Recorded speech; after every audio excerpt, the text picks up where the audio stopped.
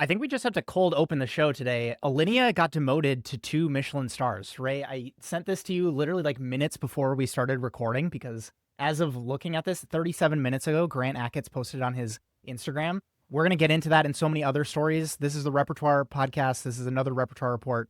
Ray and I are going to just jam on some industry stories that, for Ray being sick, I'm actually on paternity leave. So my wife and I had another baby. And so just stoked that has happened. But I think that there's like just obvious family things that need to take precedent over recording the podcast. And because of that, we are greeted with not just like a bunch of stories that have piled up and Ray and I are excited to jam on today, but then like breaking news, like we don't normally break the news on this show, but I saw it. And I think that we're going to caveat all of this with the fact that like we haven't seen official news from Michelin yet. If you go on the Michelin app or the Michelin website, Alinea is still a 3-star restaurant, but we're going to get into some of the implications of why this is the case, and the timelines really kind of matter here. Anything that initially kind of like came up in your brain as you saw this news, Ray? You texted me, my jaw dropped, obviously, because, living near Chicago, Alinea is a mainstay. And then you texted me, do you think Grant was hacked?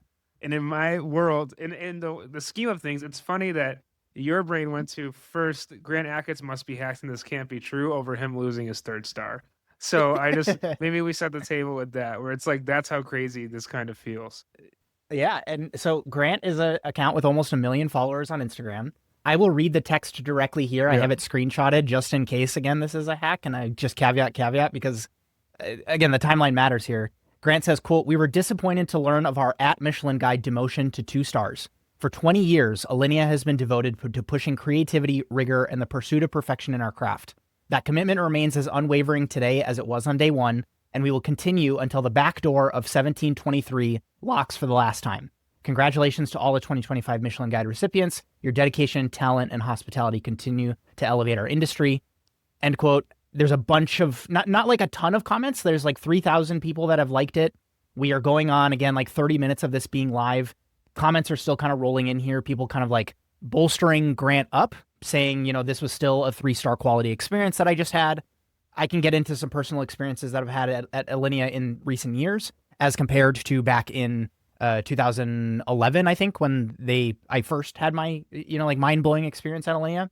So again, with the caveats being said, the timeline I think is important to bring up here. So Philadelphia next week on November 18th is going to be hosting the Michelin Guide Northeast Cities ceremony. And that's going to cover New York and Chicago and DC in that ceremony. And so for those that might not be familiar, how it used to work with Michelin is they would call the chef owner to announce you have been either given stars or we have demoted your ranking in the Michelin Guide. And it was always this kind of like tense moment where you would see videos and recordings of these people getting the phone call. And it was this like either exuberant excitement of like, oh my God, this is amazing, let's pop some champagne. Or it is just this kind of like, tail between your legs kind of moment. And so I'm kind of confused because, Ray, what you and I have seen over the past couple of weeks and months and years is that all of this news does not come out until the day of the ceremony. But I think that a little bit of this is maybe it's the caliber of restaurant in Alinea, like 3 stars for how long Alinea has had 3 stars. It's a really, really big deal. I was doing some digging, and Alinea has never not had 3 Michelin stars for the listener. I just think that's a fascinating like case study in all of this stuff. So again, I have to kind of go back and get my numbers exactly right because I was trying to get the exact date when I was researching this story very, very last minute. 2010 or 2011, people are quoting both. Alinea just got 3 Michelin stars out of the gate. It opened in 2005, and Chicago did not have a Michelin guide for those first 5 years of Alinea being open. So whether it's, again, like 2010, 2011, Alinea has never had to be a 1-star restaurant going to 2 stars, going to 3 stars. And it really shocked the industry when that happened. Because one, Grant was doing like real modernist stuff in a time when that was for Spain. That was for, restaurants maybe in New York, but like Chicago to do some of this stuff, it really was like a Vanguard-esque display of prowess in how he was able to kind of like go from this classical training and then at French Laundry and then kind of like do a stage at El Bulli and then open Alinea with such dramatic results from a Michelin perspective. And so, also from a personal context point, Ray, you talked about how you're in Illinois and you're close to Chicago. I also was like thinking about all of these people in the zeitgeist that we platform and we really kind of like pedestalize. with Curtis Duffy being the first chef that I worked for coming out of culinary school. And I was in that, kitchen seeing the way that they were thinking about going from his success at Avenues and having 2 stars to going at Grace to try to get 3 stars. And it was this like the documentary was being shot there. And there was very much so this, in the For Grace documentary, for those that haven't watched it, Grant literally says something to the effect of like, Curtis is going to try to get 3 stars and we'll see if he does it. Basically, it's like this very competitive, way of doing things. What's also important, and we've covered some of this on the show before, Nick Kokonis, who was Grant's original business partner in Alinea, is no longer partnered. He basically like divested from the business, and Nick is doing his own stuff. Grant has kind of been on his own. Grant has also, from what I've been seeing, he posts on Instagram, he's been like taking a lot of family time. He's been, I think, with a new partner. There's been a lot of travel that Grant's been doing. And so a lot of this is just kind of like very, it's not that I'm trying to point the finger at one single thing, but I think that there is a little bit of like, Alinea has changed. I will just quickly add my last personal experience before I get some of your thoughts here, Ray, is I had a meal at Alinea almost 3 years ago. And I have not shared my This Place Called video on that restaurant experience. The reason being is, one, it was just kind of a interesting way of me having the meal. It was from a client. They had a lot of success working with me, and we ended up deciding to meet in Chicago to celebrate at Alinea at the chef's table. That was like this big glass room right next to the kitchen. And long story short, I will, this actually might be the catalyst that makes me actually put out that video, is it was not a good experience, in my opinion. And so what I have here, I've never shared this, but I have all these menus kind of like up on my wall in my office here. And I have both Alinea menus from the 2 times that I've ever had the pleasure of eating there next to each other on the wall. And the first one is from, I'm pretty sure, 2011. And the other one is from 2022, almost 10 years later. They're very different experiences. I think they're very different restaurants. I was not impressed with a lot of the execution pieces that I saw at Alinea. I think what they claim to stand for and what you see when you go to eat that food is not the same as what it was ages ago. We're going to talk about some of the dining out stuff on a future story, but this is like at the 3 Michelin star cutting edge level. And so I guess I'm saying this because it is a really big deal if Alinea ends up losing their star. I'm almost positive that will mean that Smith is the only 3 Michelin star restaurant Correct. in Chicago. Correct. And that is also a Alinea alum. For those that don't know, Chef John Shields and his wife Karen, they worked at Alinea together. I'm almost positive. And then John did for sure. I don't know if Karen did. And they went off to open Smith and the Loyalist. And they had 2 stars for a really long time. Now they have 3. Ever, Curtis Duffy's second restaurant after Grace, still only has 2 Michelin stars. They have never achieved 3 at Ever. And so now there's this really interesting, like, I don't know, like it is so crazy, and we're not going to know from Michelin, I doubt, until that award ceremony actually happens on, again, the November 18th at the Kimmel Center for Performing Arts. And so if you go on the Michelin website, if you go on the app, it's still listed as a 3 Michelin star restaurant. Grant, the post is still live. If I refresh my page right now, yep, it's still live. Again, it's 3,000 likes on this thing. It's been up for an hour. And so, again, I'm just so curious to see where this goes. And again, like, for someone who was incredibly inspired by Alinea, I staged there. I wanted to do my externship there. I've eaten there twice. It's wild to see I'm going to call it a de-evolution of a restaurant like this. So where's your head go, Ray? Yeah, a couple things. I'll caveat with saying I've never eaten at Alinea, mostly cost prohibitive. Definitely, I've eaten at Next, not Next, Aviary. Actually, the reason I went to Aviary was not for the cocktails, but to try the truffle explosion. It was like my cheapest way to get one of the all-time dishes that I thought would be awesome, and it did not disappoint. So I'll start by saying that in culinary school, Grant Accuses was like who we all looked up to. The Chef's Table comes out. I've read his book, On the Line, I believe it's called. Really, really, like, just impressed with them. Had a cool moment during the pandemic where he joined a clubhouse of mine that I was hosting for Line Cook Thoughts. So, like, I've always looked up to Chef Accuses in many different ways, and also Nick Kokonis. I think they're brilliant business people. I think they're really smart with how they do and conduct their business. So I say that to say, for this, we talk about timelines. Like, it is not updated. The only thing I've seen online so far is I went to Chicago Food Reddit, and last week there was a thread of people kind of just um, going to discuss the Michelin guide. And someone says, as long as Alinea is around, they get a star whenever they get 3 stars whenever they want it. And then someone 17 minutes ago just said, well, this aged poorly. And there's been some other comments where it seems maybe there's like a comment here where it's like, it would be better if Grant treated Alinea like it was in Chicago. And someone else saying Alinea is still a standard bearer for Chicago's fine dining scene to anyone who lives outside the Chicago area. Um, and then they also go ahead and just, so there was a lot of, even just up to a week ago, a lot of prediction or assumption that Alinea would stay 3-star. And I think you'd be very smart to see that. So regarding this, what I find interesting is I have a friend, a close friend, I won't say who it is, but like he had also gone to dine at Alinea and shared kind of the same feedback that you had, that maybe that they lost a step, maybe they lost something in the process over the last few years, whatever that might be. I've never dined there, so I can't speak to it. But he had the same experience as you, and I've seen that experience come up. And I've often wondered, not that I think they were deserving of, like, I'm not a Michelin inspector, but I have wondered, I keep hearing from people that Alinea, while being maybe a good to great meal, is not the magical 3-star experience that it's been. And I've definitely gone to other 3-star Michelin restaurants where I've heard a lot and been hyped up, and it hasn't met my criteria. So I can definitely understand that, and I kind of chalked it up to that. But to keep hearing that theme come up of maybe they're still not doing their best, or they're not where they were, like, I can see how they've lost this.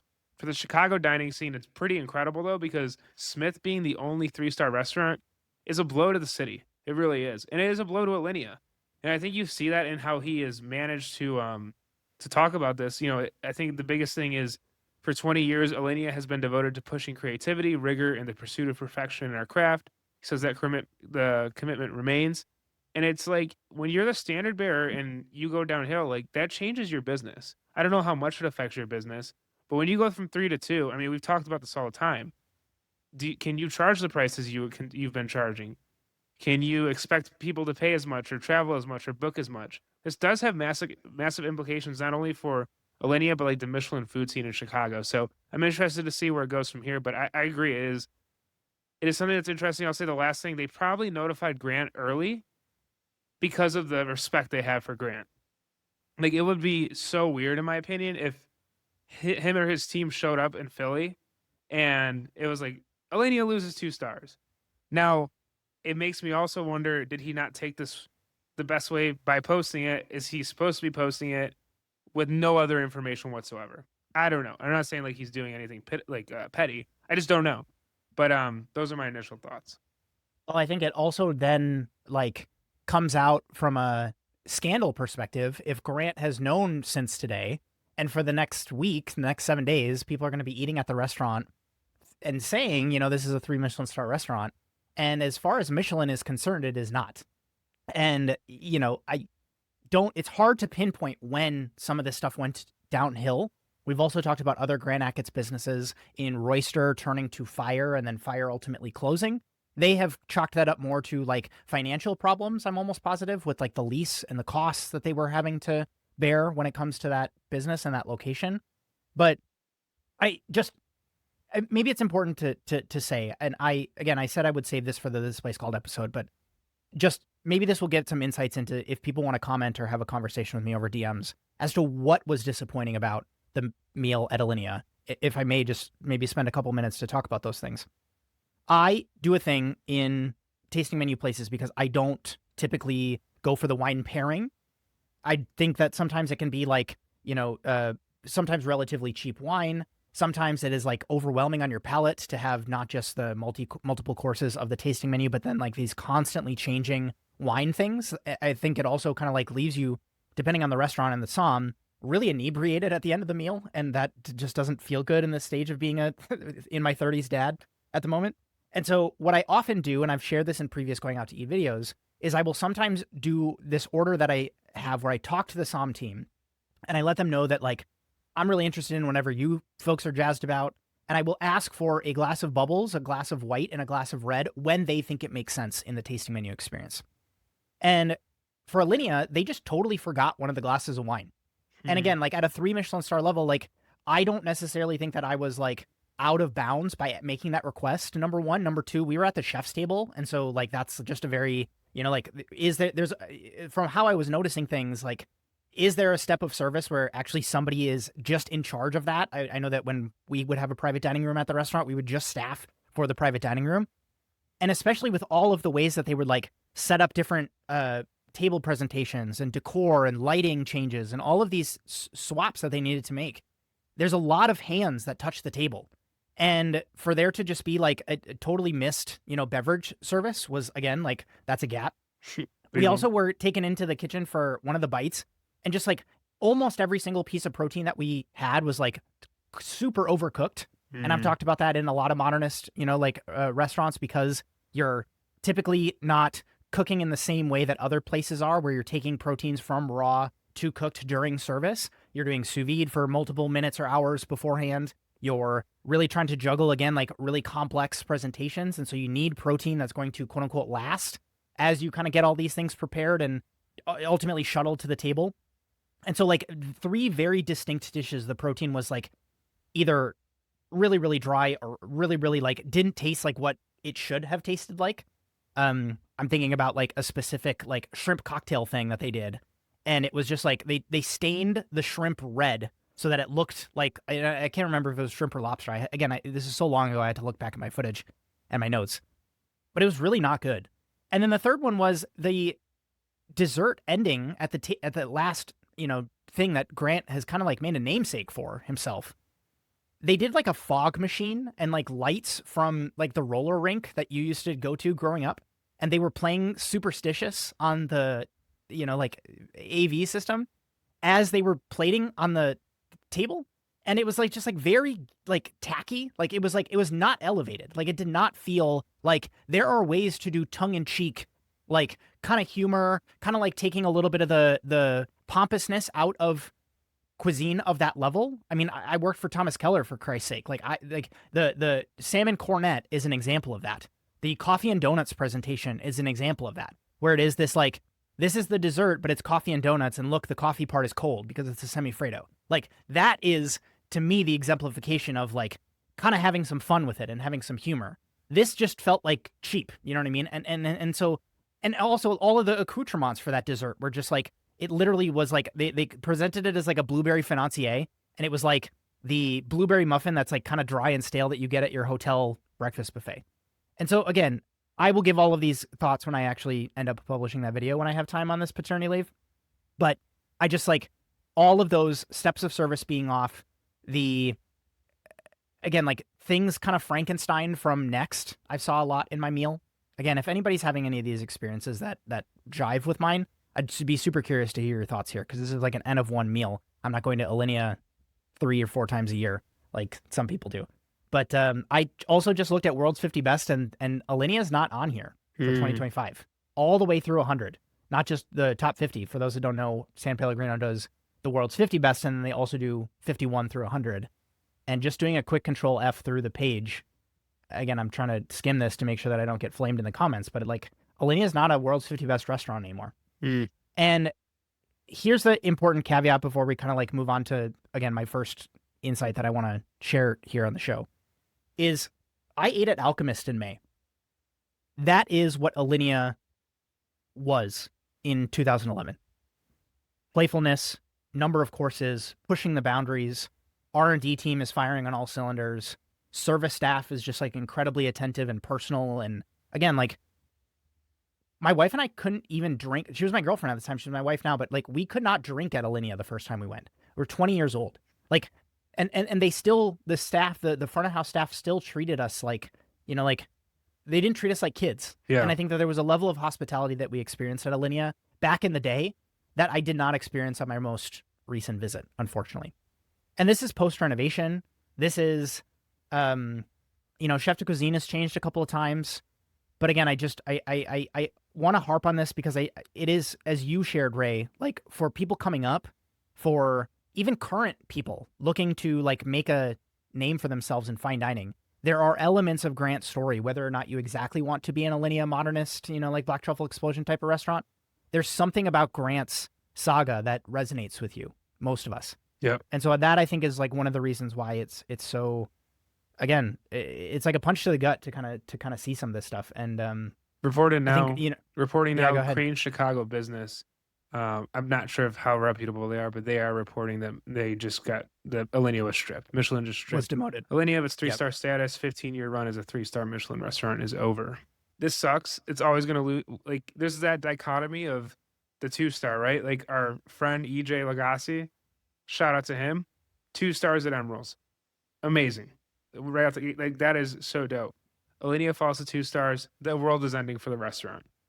Do want to just say, 15 years of being a 3 Michelin star restaurant is so impressive, and do want to give credit. I've, as you know, I've had my issues with Michelin and what it portrays throughout the industry, but it is a feat, and I'd be lying if I didn't say that I was like, that is an enviable position to be in, to have a 3 Michelin star restaurant for 1 year, 2 years, to have it for more than half of the time I've been alive is pretty incredible. So I do want to say that before we move on. And yeah, we hope that, the team is able to land on their feet. Like these, again, I'm going to cover it in this next story, but like shows like Knife Edge that just came out on Apple TV that kind of chronicles the way that restaurants kind of push for their Michelin star, their first Michelin star in most of the examples in that show. They do it because there's a real business implication that comes on the other side of these awards and acknowledgements. And so what you hope is that this is something that they're able to bounce back from. I think Grant is, as talented as they come. And so if anybody's going to kind of like step in and do some of this stuff, I think it's going to be them and that team. But I do think that it is this thing where you have to kind of ask yourself, is this a situation where like people are going to lose their jobs? And that's like, again, something that Ray and I just like, we hate talking about that stuff because it's not fun, and it really like affects people's personal lives, not just these like big Titanic brands and restaurants that, will show up in your feed or that get documentaries made about them. So that kind of leads me into my second, I'm going to call it a story, but it's like an idea that I've been marinating on for the past couple of weeks, as I've seen people send clips to me of people going on podcasts and complaining about Michelin, talking about the way that Michelin standards have changed, or they've, we've talked about the pay to play stuff on the show ad nauseum. But I have this idea, and Ray, you can let me know what you think here. It's like the meta of Michelin is what I'm calling it.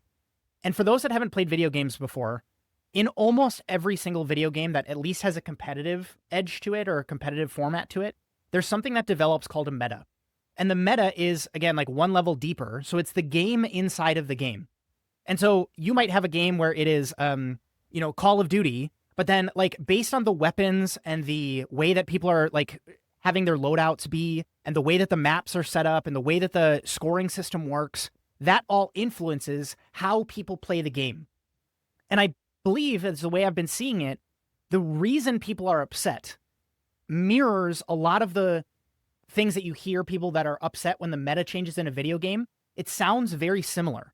So if you've ever seen like a subreddit or like people talk, streamers particularly talking about video games, I play a couple of video games, so like I'm trying to like be, like hip with the cool kids here, but it is like people complain about the meta. Yeah. People complain about the meta all the time in particular video games. And again, it's like, it's very similar when you hear people talking about like, I hate that it's play to play now in Michelin. I hate that it's too easy to quote unquote get stars. We're hearing some of this stuff changing with like, okay, well the meta maybe is not too friendly to restaurants like Alinea, who are like maybe doing repeats of dishes that were, quote unquote cutting edge 15 years ago. And they're still just kind of like playing those songs over and over again. There's a level of innovation that people want to see. We've seen things like street food getting Michelin stars. Things like the green stars, which also people have put out some content on recently, saying like maybe that's going away. Guest of the show, Christian Puglisi, talked about that in a piece of content on his Instagram page the other day. And so I'm not saying that it's good or bad to have a meta inside of Michelin, but especially looking at shows like Knife Edge, how people are kind of like approaching the Michelin Guide stuff, how we've seen things change over the years, and people will often talk about that as a gotcha thing for Michelin.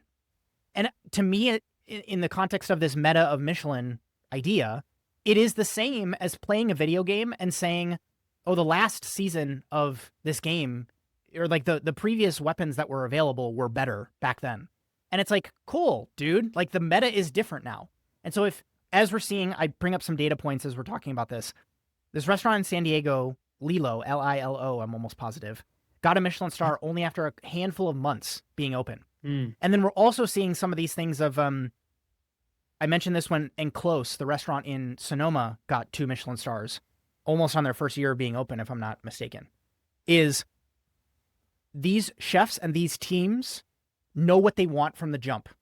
They don't have to spend the years toiling away in the way that you sometimes see it portrayed in shows like The Bear, where the chef is like incredibly skilled, but they don't know what they want in their restaurant. And so they have to go through this messy middle part of trying to parse through, okay, finally we figured out some level of consistency, which again, Michelin has said that they look for. And then that gets us our star. And then we do 2 and then we do 3 because we improve things on the service side and the wine program and whatever. And so all of those, I just said it myself, like these people who think that, oh, well, back in the day, you used to have to go from 1 star to 2 star to 3 star. That is not in the meta anymore. Like we can just start saying that as an industry. Like that's not part of the meta anymore. The meta is if you know what you want, if you have funding to open a place that is going to deliver on a 3-star level. We talked about Grand Accuses getting 3 stars their first year that Chicago was available for Michelin Guide. And so all of this stuff I think is just, it from a mental model perspective, it helps me to not get so caught up in a tizzy around, well, it used to be like this and now it's changed. And now like Michelin has said that they look for these things. And then I had a professor in culinary school who told me that they look for something that's completely different. And you can point to different examples of, well, this place doesn't seem like it aligns with what Michelin wants.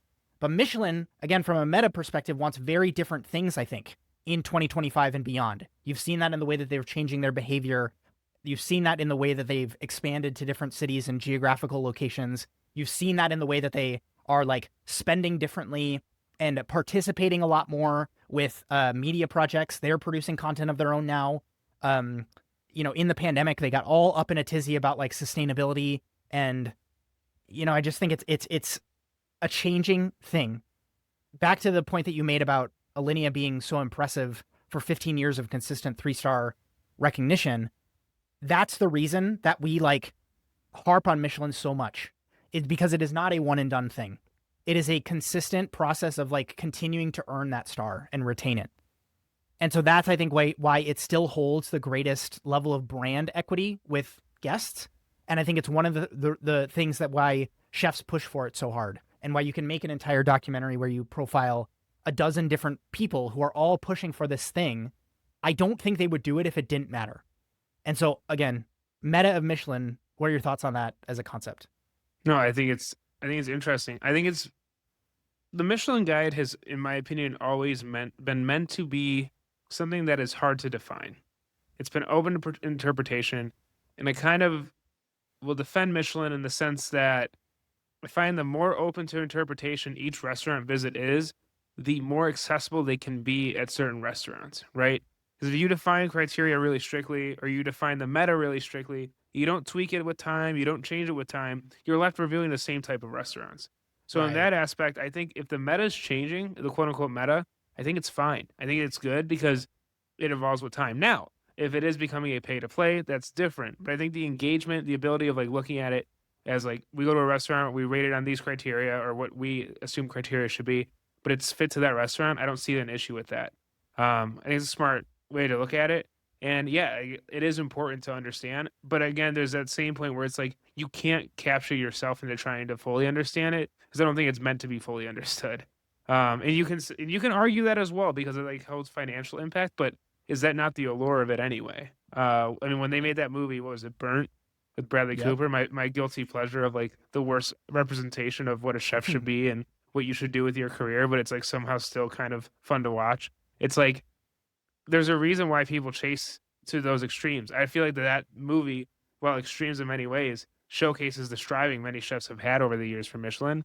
And so it's like, there's that balance of like, yeah, they need to be consistent there, but they will evolve with the times as well. So that's my thoughts on the meta of it. I just think it's so funny that you see the same behavior where people in gaming talk about the same like pay to play problems where it's like, oh, well, it's really easy to win in the game when you drop, $150 on, these new power-ups or these new weapons or these new, classes for your character or whatever, because that makes you so like disproportionately advantaged to everybody else that's quote unquote playing the game. I am thinking about a particular restaurant in New York that they profile in Knife Edge, where like one of the owners basically says, I'm losing $20,000 a month, I think, on this restaurant. And it's like thousands of dollars a week, regardless of what the number is, on going for a star right out of the gate with this concept. And so I think that it is like people, the language just sounds eerily too similar to me. People getting upset that like, again, it used to be easier, or like I'm not able to like quote unquote win at the restaurant that I'm, like helming. And exactly, you see the other thing swing to the other side where people just say, I don't want to play anymore. Like that's why I think it is just an interesting analogy where people just say, nope, not interested. I'm either going to play a different quote unquote game mode and I don't care what the meta is right now. I'm going to stop playing. Or again, we've seen stories of people giving back their stars. And so it's a concept that, again, from a mental model perspective, has been helping me. And I'm just curious if anybody else has thoughts on this, because I do think it can kind of be exploited in a way. Like if you are good enough to see the way that the meta works, we have seen people achieve success incredibly quickly in some of the stories that we've been covering on the show. And so I needed some language for it, and until proven otherwise, that's what I'm going to be using going forward. And so if you hear me talk about that ad nauseum, this is where it's coming from. What do you got? I found this creator named Marissa Van, and she has a video that came out 11 days ago. It's called The Death of Dining Out, Why Restaurants Are Empty. The kind of synopsis of this video is many people, specifically in our age range, I'm 28, so from maybe 28 to, young family, I would even go as far as 40s, are feeling this idea of like quality is down and prices are up for going out to eat. So in this video, she's kind of compiling TikToks and the More Perfect Union video. And there's an operator that shares that they keep portions big, but they also have to bend to the world around them. They have to raise costs. They can't just keep prices the same way, and that there is a significant rise to cost when it comes to restaurants. There's then the complaint that we keep seeing popping up of Cisco restaurants serving the same frozen food over and over again. And then there's even complaints from brands like McDonald's taking away their dollar menu. There is a commenter on TikTok who describes dystopian slop presented as a nice meal. The generation not seeing the value in these meals. There's some pushback that consumers should know a chain like Chili's is not private labeling their own food, but there is some surprise that they are all getting it through the same distributor. And then quality of service. Quality of service is something we can get into. This is hit or miss, but I do think overall, like, if you're going to a Chili's, maybe you shouldn't be expecting like the greatest service in the world. But all that to say is, I have a couple of thoughts on this. My first thought is, I worry for the future of dining out, and I think what many people in the farm to table movement were warning of was the commodification of food, in the sense that food would not be diverse. We'd kind of be just eating the same thing, and we would become mass market consumers. And this could be also part of what they were saying, but I think what is happening adjacent to that is the commodification of food in these major corporations and restaurants is now giving restaurants a bad name, which in turn hurts the independent restaurants that we're trying to protect.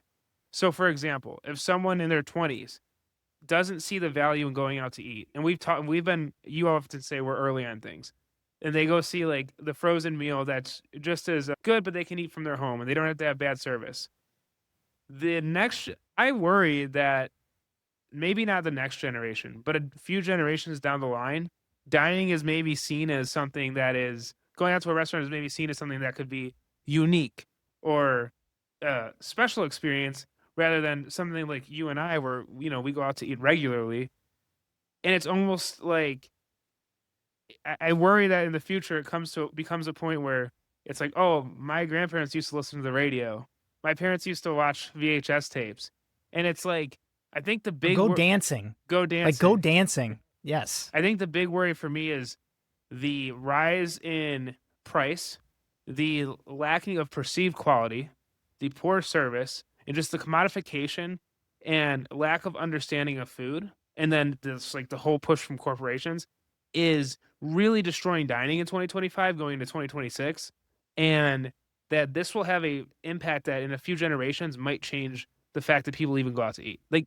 people in a century might not even consider going out to eat. It might be like something they've done. It's like listening to it's using a typewriter or listening to a record player. That's my meta like this worry. I don't think that's happening anytime soon. But the trends we're seeing now, and I will share more later in the episode, I agree with this video. The death of dining out is here right now. People cannot afford it. It's very hard.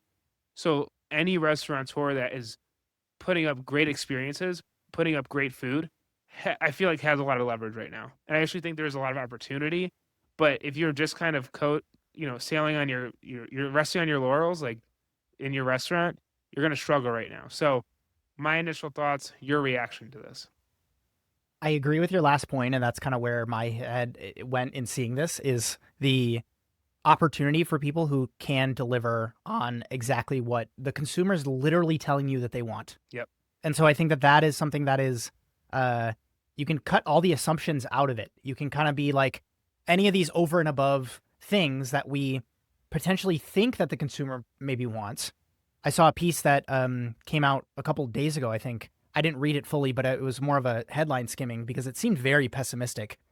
Almost like a backlash to Will Guidara and Unreasonable Hospitality, talking about how guests have unreasonable expectations because of seeing some of these things played out on TV. And then they go to a restaurant, and because they're so used to seeing like the Instagram influencer who's getting just like total VIP treatment at a restaurant, and it doesn't match what that person happens to have when they sit down at the table next to the window, it's like that creates this gap that, again, that's the, what is it, like happiness is expectations minus reality, whatever. I think that there's something there that people start to feel. And again, as you're saying, not only do you have that experience, but then at the end of the experience, you're slapped with this bill that is higher than you've ever seen before. Not just like from this restaurant, but probably like in your life of this caliber of restaurant that you happen to go eat at. You're like, oh my goodness, this is how much it cost.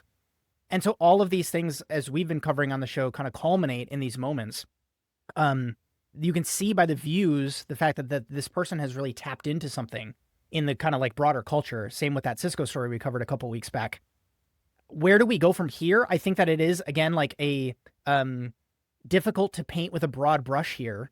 But I say that on one hand, and then I also look at like casual restaurants closing, and now we just can cover like Alinea losing their third star on the top of the show here. It's like, oh my goodness, I think this is affecting the entire industry. And people are tired. Like we see that also in that piece that I referenced where people like front of house wanting to show up, quote unquote, in an unreasonable hospitality manner in a world where like they're already overworked, potentially underpaid. I saw a big thread on X today talking about how hotels and people working in those environments being underpaid and not having a career ladder to climb, it like almost disincentivizes them to like go above and beyond and deliver an experience for people. What I will say from an optimistic perspective for the people listening who do want to have their own concept someday, I think that there is a little bit of like talking about a concept I've been harping on for, it feels like years now, of the middle being completely hollowed out when it comes to restaurants. And I think as we're starting to see automation get better and better, scale from a CPG perspective, being able to iterate fast and get nationwide distribution through all of these different means that we've been covering on the show. And then all the way to the other side, we have genuinely seen, as we covered on the top of this show, there is a demand for high quality 3 Michelin star restaurants. In Chicago, there is only one as long as Smith continues to retain their star. It is like, if you want to push for some of these things, it's like people complain that people are giving out Michelin stars, quote unquote, too easily. And so it's like, if you can make the economics work, it's like there's arguably never been a better time because people are so starved and disappointed in other restaurant experiences that they've been having lately. And I just like, again, want to also like acknowledge the fact that there are bad days that happen in restaurants. And then those are the days that, you might have a bad piece written about you and you can have the other 97% of your week is stellar and you guys do awesome. And, it is one of those, like, that's why Michelin, as much as we harp on it and give it crap sometimes, it is one of those things where it gives you that time perspective to say like, okay, get back up again. And then just like continue on going forward. Yeah. I don't know, man. I think it feels like we're in the upside down of COVID. I'm rewatching Stranger Things for the new season. So we're in COVID. Yeah. Restaurants were empty because of the pandemic, but like we had such cool takeout experiences and we were striving to keep restaurants alive and many failed, not on their own volition, but because of the restrictions and everything else. Where at this time, people just don't want to go out. I have had this thought where I'm calling it the Uber Eats problem. The Uber Eats problem for me is I can go on the Uber Eats app and I'll go and I'll scroll craving something, and there's not one thing on the Uber Eats app that I can't make better at home at this point, because Wow. all these takeout places, all these companies have really gone to like the lowest common denominator product. There's nothing I can find on Uber Eats that I can't make. And I think just as much as we talk about like food knowledge lacking, I do think there is a big lacking in food knowledge because of platforms like TikTok, because of platforms like YouTube. Your consumer is smarter. They're so much smarter with what they can do, the food they can produce at home, how they can eat, what they can prepare. So like for me, like that's another aspect of this. Now, do I think restaurants need to like reassess? Yes. Do I think we're never going to eat out again? No. I do worry though that like if we don't have like for me, for example, like Chipotle, Sweet Green, which we'll get into, Shake Shack, were like big corporations that offered a ton of value that I would go to a lot and have that brand loyalty. And then you'd have the Alineas and you'd have these restaurants where I'd aspire to look at. For the generation now that's 18, 19, 20, coming out of or going into college, that have limited funds where everything's way more expensive. What is that brand for them? What is that food restaurant brand for them? Like they don't have that.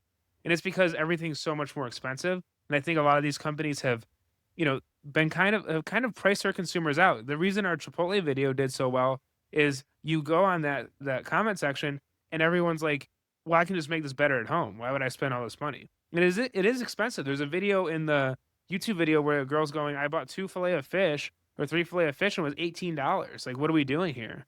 And so I think, and then the last point I'll make is we went to Costco this weekend and there was a birria taco plate.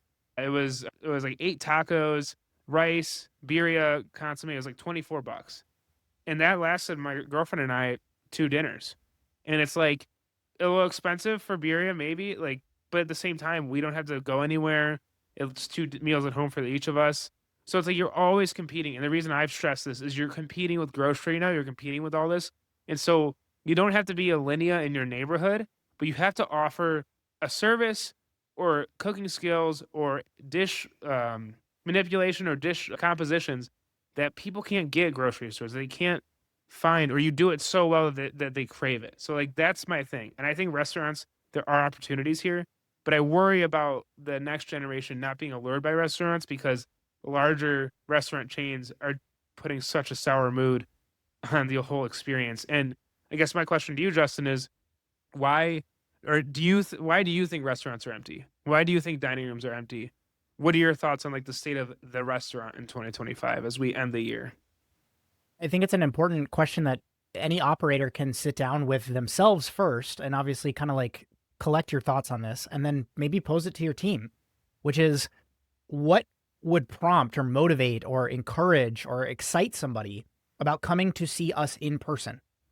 And if the answers there are maybe a little lackluster or you haven't revisited that thought in a while, you're going to probably fall victim to some of the things that we're talking about on this show.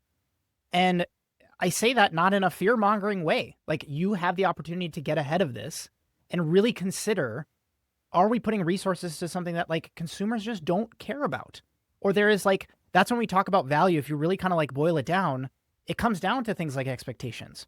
It comes down to things like, how does it compare to this other experience that I had?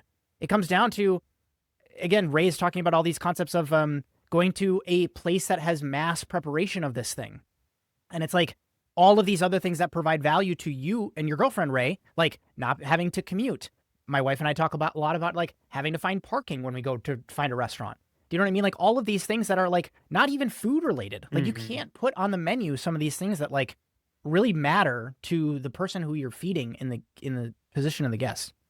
I know that we're kind of like fighting over the mic here, but maybe this is a fun dynamic for people to hear. I do want to like quickly step in and talk about one of my stories that I was going to cover because it really dovetails perfectly off of this story. Is that when our second kid was born, my wife and I wanted to do like a celebratory dinner at a sushi counter. And so we planned this, we got some childcare sorted, and we're sitting at this place that we've been multiple times here in Seattle, and we've enjoyed multiple experiences there. I had a You'll laugh at this, Ray. It was 11-year-old bottle of champagne Mhm. that I have been holding and keeping for a while. And so we like got to open that to like celebrate. And as we're sitting at the sushi bar, the person who is taking care of us up in the counter is doing the showy displays of dish presentation all throughout the experience. Things like putting the smoking gun under the cloche and getting things smoking, and then kind of like doing the big reveal and the smoke kind of goes everywhere. Taking the blowtorch to a piece of fish skin that's been sliced or scored and trying, like doing the blowtorch thing to like both get the aroma going as well as, like alter the texture of the fish skin. And every single time before he did it, he prompted the people, those of us sitting at the counter, do you want to take a picture? And it was so fascinating from a consumer behavior perspective for me to sit there and watch. No person took out their phone. And I was like, whoa. Like 5 years ago, 10 years ago, like 10 years ago especially, but I feel like right before COVID, even coming out of COVID, in the age of the Instagram influencer becoming like one of the most VIP people you can have in your restaurant, every single thing became like this showy type of dish is what I'm calling it. And it's kind of like I'm almost like doing the obituary here on the show. I think show dishes in that regard are dead. Mm-hmm. And I saw it firsthand with what was it, like 10 of us that were sitting at the counter. Nobody took out their phones to take a picture because we've seen it before. We've seen it not just before, but we've seen it like 18 times. And we realize that like this photo or this, like image of this, smoke thing, not only does it not like give a memory to me because it's like, it's this thing that I've seen a gajillion times, but from a social status perspective, nobody's going to be quote unquote impressed when I post this on social media because every restaurant is, you know what I mean? Like not every restaurant, but I think you kind of get what I'm saying. Yep. Has done this before or is doing something like this. Mm-hmm. Now, important caveat, show dishes from this like flashy visual display of smoke and fire and sparklers and, whatever, is being replaced by, I think, genuine showcase dishes. So that's the important distinction here. And I'll give the example that I experienced at the sushi counter. The person who was slicing and serving our fish was basically giving us a primer on tuna cheek, tuna collar. And he goes, this is something where when we get large pieces of tuna, we can't get that much of this. We don't serve it to the whole restaurant. We serve it just at the sushi bar here. And it is something that is less than 1% of the weight of the fish. It is incredibly fatty. Here's how we prepare it. There's very few restaurants where you can actually get something like this. We fly it in from Japan, and I'm very, very excited to include it on the menu today. All of a sudden, phones came out because not only did they present the cheek on a plate so you could see like the cross section and the marbling of the tuna, and then you were also receiving this on a piece of nigiri, and it's like, holy cow, like this is really, really cool because it was freaking delicious. You know what I mean? Like and so like all of this has to match. It has to be like a genuine expression of generosity. It has to be something new and exclusive that I have never seen before. And it genuinely has to land for me when I put it in my mouth. And I think all of those things combined is like the show dish is dead. A showcase dish, being somebody who like, I worked at the French Laundry. We would go take the trussed piece of meat and we would put it on the platter with all of the herbs and the flowers and put it on a silver platter and bring it out to show the beef. We'd say that all the time, like show the protein to the guest.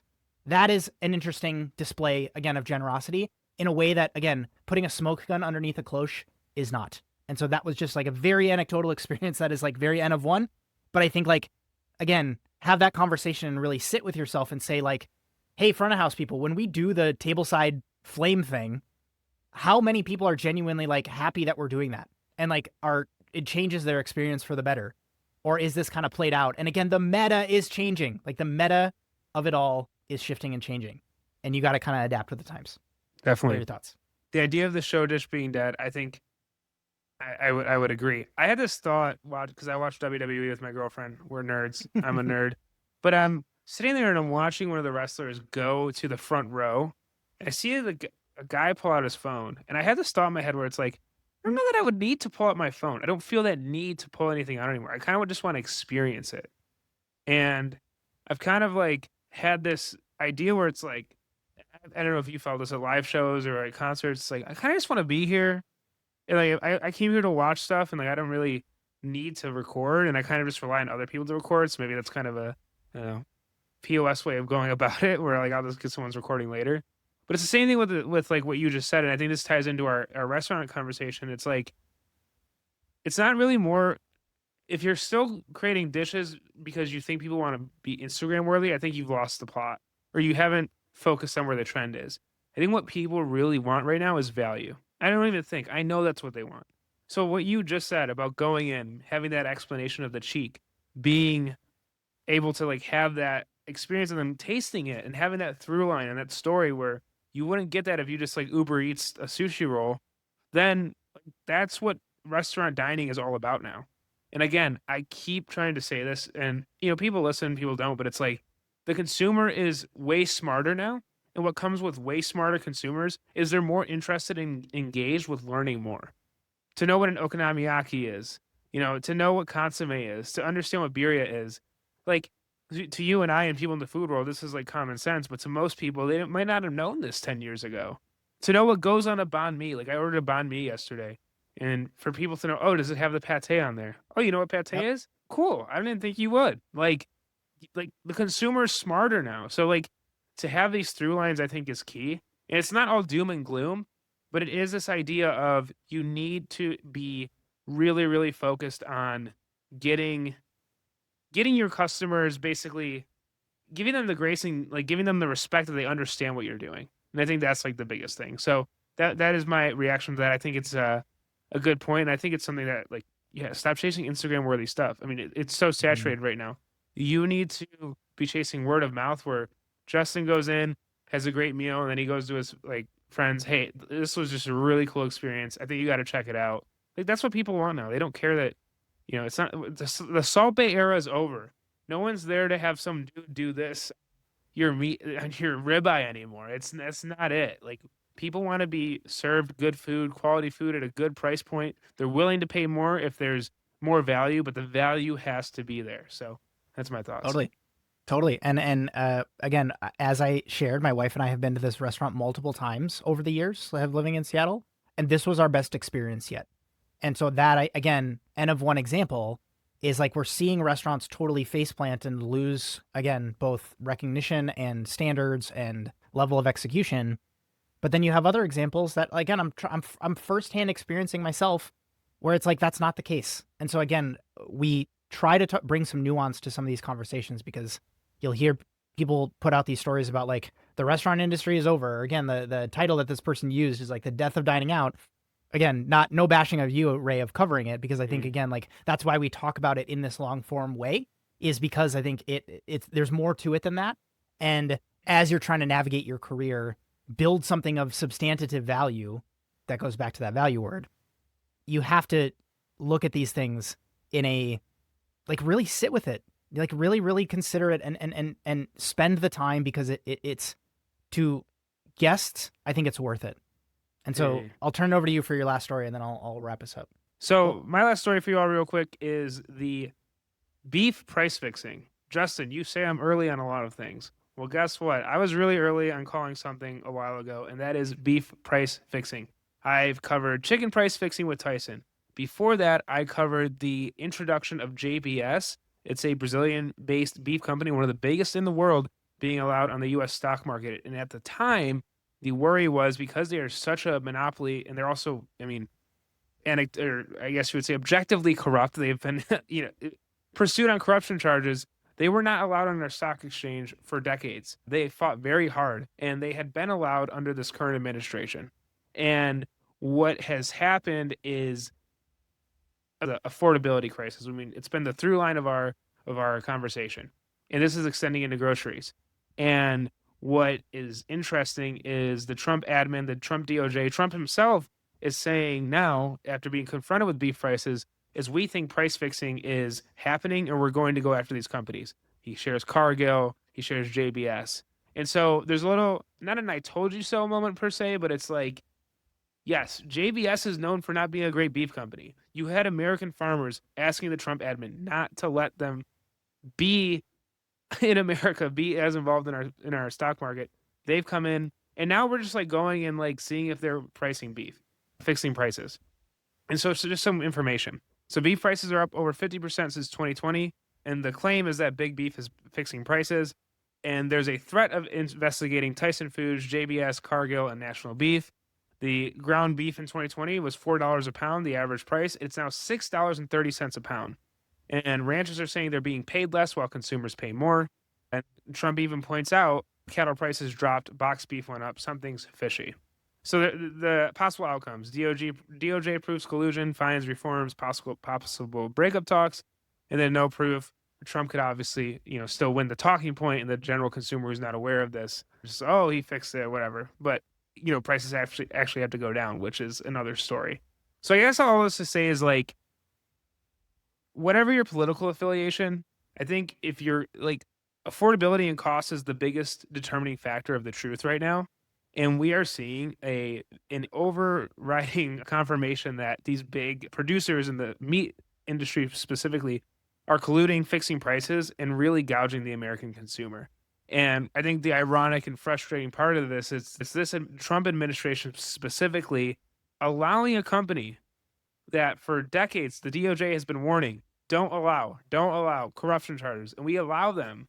There's reports of maybe some financial campaign incentives, whatever that might be. But to then be like, oh, we're going to go after them for price fixing. Well, dude, like, no crap. They've been doing it for years. They are literally one of the worst. So your thoughts, Justin? It's just, for me, it was just like a moment of like, we reported on it. It kind of the worst case scenario maybe is happening. Beef prices are up regardless. The consumer cannot be fooled by whatever you say on, social media.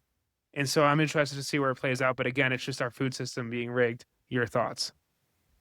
I think it's so fascinating to see some of the like well-educated, sometimes well-intentioned, like economists, people who have like all these credentials who can see a piece of data or a potential outcome and make all of these predictions on what it's going to mean for either an industry or like the economy at large. Take the tariffs as an example. Like, everybody was basically saying like it was going to send the economy into a complete and utter existential disaster. And that didn't end up playing out. Like, the stock market seems to be doing pretty well, and same thing with people talking about things that happen with COVID, where there's backstops that happen from even places like the government.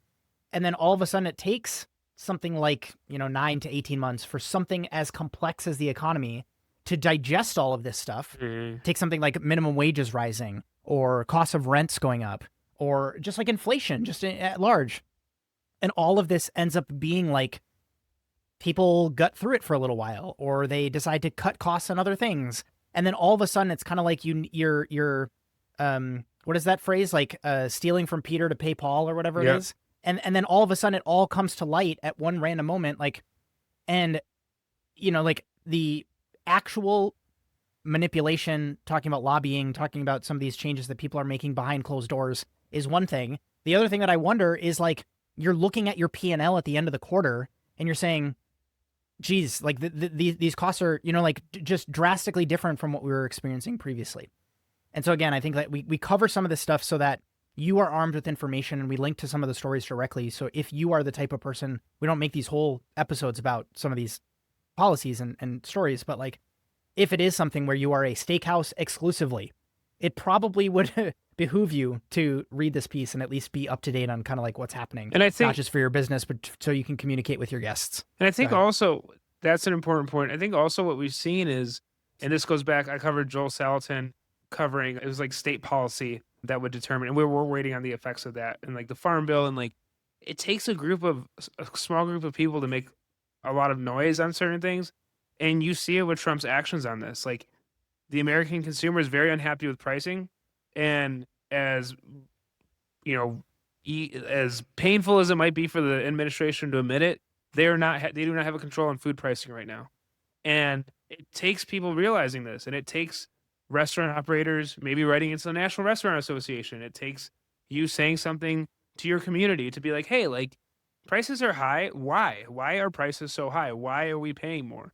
And so I guess I would just say that, like, for those interested who have a business interest, have a financial stake, have something like important, like, being aware of this is key, because then you can go speak on it and you can go talk to people that maybe have power or maybe have the right influence to talk on it. And so I would always encourage people to just, and this is why I'm so bullish on this stuff. It's like, it doesn't even come from a political standpoint. It's more like a, beef prices are high, that messes up a huge portion of the industry. I don't want to see the industry fail because some major companies are colluding with each other to fix beef pricing, which was just proven for poultry pricing 2 months ago. So I just think that it's very important to not only be aware of it, but kind of just like have a conversation and, make your voice heard, especially if you are being gouged right now in pricing on beef. Like, I think it's super important. Last story I have is from a chef named Eric Wong. And last week he came out with a piece called "The Curse of the Man in the Arena, Part 1." Uh-oh. And so he kind of goes into this idea of why aren't chefs critics of restaurants? And then he kind of like supplements that by saying, why don't critics need to have any sort of like, he calls it kind of like relevant expertise in working in restaurants to basically provide these make or break pieces of content for some of these businesses that like he has run in his career. And so the reason that I have kind of been put on to Eric's content is because he has been one of these kind of like outspoken people of Michelin. And I think he is just one of those people. I have never chatted with Eric. And so again, like, this is not me throwing shade, but it is kind of like his pieces of content made me start to think about this concept of the meta of Michelin, because he very much so, in the way that I'm perceiving how he's reacting to Michelin's behavior as of late, it seems to me like he's the type of person who is like, I miss when the meta was like this, or I think the meta has changed and I'm upset about it. So he puts out this piece, and I'll read a couple of lines from it, because I think, one, if you are somebody who is like particularly, it's like a harsh open wound, you just got a really bad negative review from somebody, or you're potentially thinking about making content of your own as a chef, I think this can be a really like cool nudge in the right direction. Because I think those of us who have worked in restaurants, especially for long periods of time in different types of establishments, we can sometimes feel like a level of imposter syndrome. And he does, kind of like touch on some of those points here. And so again, Curse of the Man in the Arena, he says, to be clear, he says, why are most of the people in the profession of reviewing food not chefs? And would the space of food writing improve if there were more chefs in it? Later, he says, I asked the question because reviewing restaurants requires no relevant experience or technical expertise, and yet food critics are the kingmakers of our industry. True, most artistic media is judged subjectively by someone in the gallery as opposed to someone in the arena, end quote. And so he kind of goes on to talk about why this is important, why he has been frustrated on it in the past, and he breaks it down into 4 kind of like sections of the main piece on his Substack, where he says, covering legacy print media, content creators, the democracy of aggregated reviews, and the oligarchical society of restaurant guides. So he kind of breaks it down. It's pretty well written. Like, it was kind of a fun read for me to kind of like go through it, because one, he has such a wealth of restaurant experience, and that he has also done like a lot of this writing stuff. And so I think he has like credentials on both ends of it. There was one line that kind of ties into the death of the show dish piece that I just wanted to read to you, and you can kind of let me know your thoughts here. He says, the disadvantage that concerns me the most, however, is the susceptibility to gimmicks and illusions. This is content creators and potentially new quote unquote food critics in the industry. He says, quote, it makes me think of The Dark Knight Rises. As Bane is giving Batman a generational ass whooping, Batman throws out his bitch-made smoke bombs to try and distract his opponent long enough for a sneak attack. Bane taunts him for the cheap trick. Theatricality and deception, powerful agents to the uninitiated, but we are initiated, aren't we, Bruce? End quote. And I'll just say it a little bit more here. He says, seasoned chefs are initiated. We are well-versed in the various genjutsu that chefs use to deceive you. We are more impressed by something that is impossibly simple rather than something that is unnecessarily complex. And delivering on impossibly simple is far more difficult. He says, I appreciate that you've sent your most attractive sommelier to tell me the story about how the chef is serving you kabocha squash because he grew up with his grandmother's pumpkin patch. He's serving it this evening with a smoked pork jus and freshly shaved katsuobushi in her honor. The som carves it in front of you, and for a moment you can picture the young boy at his grandmother's side as wisps of steam dance away from the lidded mauviel. But the fantasy is dispelled when I remember I also had a Baldor rep call me this morning to peddle late-season squash, end quote. And so all of that, like, very kind of tongue-in-cheek language you'll find throughout the entire piece. I do think that it is like, he does talk about some things that I would say that I personally disagree with. He particularly calls out Pete Wells in saying like, Pete Wells have never worked brunch in his life, therefore he can't be a food critic or food Yeah. writer. And I think you look at some of the people who have been incredibly like well versed in both critiquing food, being a guest, ordering well, being a good judge of taste on the guest side. Some chefs make really horrible guests, so to speak, because they either exclusively want to ball out because it is like their one night off, or again, like they don't have a well developed enough kind of like sense of eating out to actually be able to talk about food. I talked about this in content for a reason. But then I think you see the success of people like Anthony Bourdain structuring his career in this way, doing the industry experience first and then going into writing. And I don't disagree that like there could be a benefit to actually seeing a little bit of behind the scenes action here. The thing that kind of like, and Ray, you can correct me if this is a poor football analogy here, but it is kind of like saying that you can't coach football without having played football yourself, at least at a reasonably high level. And I don't think that's true. Like you see so many examples of coaches who are really, really good coaches, and they don't have like an NFL star-studded, you know what I mean, like resume that they can tell. Yeah. But they're really, really good coaches. And I think the same kind of applies to food critics. You don't have to have been a, chef de partie at a restaurant to write about food. And so it's an interesting piece. We're going to link it in the show notes if you want to kind of go into that next. That's the last story I had, Ray. Do you have any thoughts on it? Just say this: I work in food development, and it's always like you want to make stuff that you think customers will like, but you also have to come from the lens of what would a customer want.